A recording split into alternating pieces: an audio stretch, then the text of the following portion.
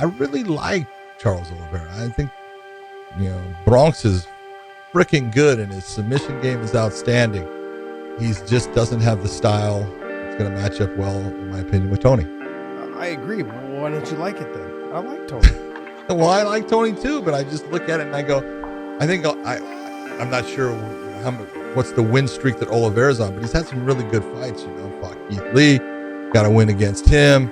I'm sorry, Kevin Lee. Well, I was just talking about his brother. You look at styles making fights, and sometimes styles make it to where you go, oh, that's a fun fight based upon this. And I just look at everything that Charles does. If he can keep it on the feet and keep length, he's got a chance. But if it gets into when Tony's able to grab a hold of him, pin him up against cage, hit him with elbows, it's gonna go downhill fast. If he can get Tony down,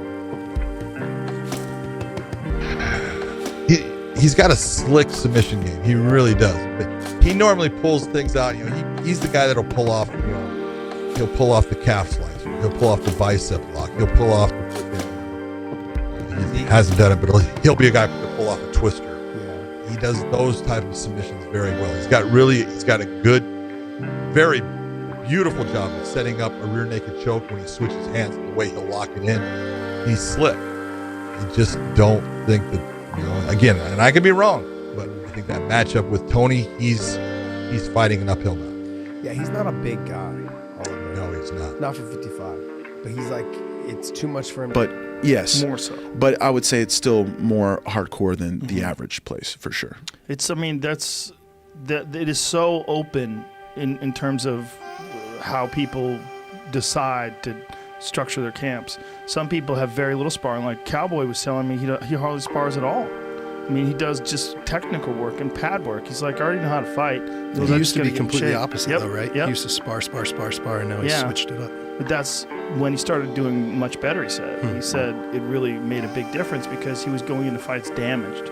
Because, he's so hardcore himself that sparring with him ultimately must become more hardcore. It's just such a fucking wild man. Robbie Lawler did something similar as well. Same thing. But I think Robbie, Tony Ferguson was just Tony Ferguson was speaking about it. No sparring. Yep. Tony had no sparring in preparation for his last fight. That's what I saw in the post-fight interview. What makes sense about that with him, though, is that he was coming off a catastrophic knee injury. I mean, he literally tore his ligament off the bone and had to have it put back on, and then 6 months later, he was fighting. That's incredible. There's not a whole lot of human beings like that guy. Yeah. He's a real freak. That level of grit, determination to come back from that injury and to perform like he did with Anthony Pettis. Yeah. That was my favorite fight of the night. Yeah, I really enjoyed it. I was bummed out that Pettis hurt his hand. Yeah. He does had his not stop moments going too. forward. No, he doesn't, man. He never gets tired. That's the crazy thing about Tony. And Eddie Bravo does his camps with him up in Big Bear, and he says it's nuts, man. They do hill sprints. Everybody else is exhausted, and Tony's just lapping them, just running back up. I mean, he's just never out of gas. He'll work out 6 hours hard a day, and on top of that, what he does is he gets there, they rent a house, and then he builds his own gym.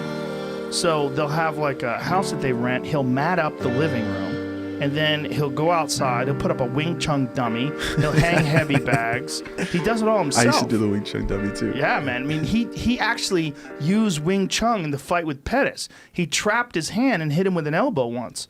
And I remember watching it going, like, holy shit, he just used Wing Chun inside the cage. Like, it works. Like, if you really know your shit, he trapped his hand and then came right over the top with an elbow. And I went, look at that shit. Because he's always practicing it. Yeah. He's always practicing Kung Fu. But he's a very, very unusual guy.